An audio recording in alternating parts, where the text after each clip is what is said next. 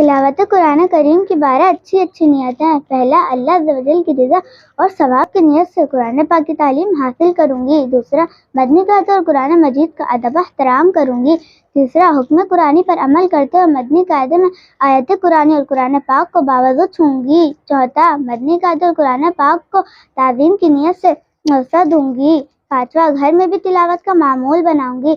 छठा, अल्लाह अज़्ज़ व जल की रज़ा के लिए सारी ज़िंदगी ठहर कर दुरुस्त मकासद के साथ कुरान पाक की तिलावत करूँगी। सातवां, मदनी कायदे और कुरान मजीद की तिलावत का सवाब अपने मुर्शिद करीम असातिज़ा वालिदैन और प्यारे आका सल्लल्लाहु अलैहि वसल्लम की प्यारी उम्मत को इरसाल करूँगी।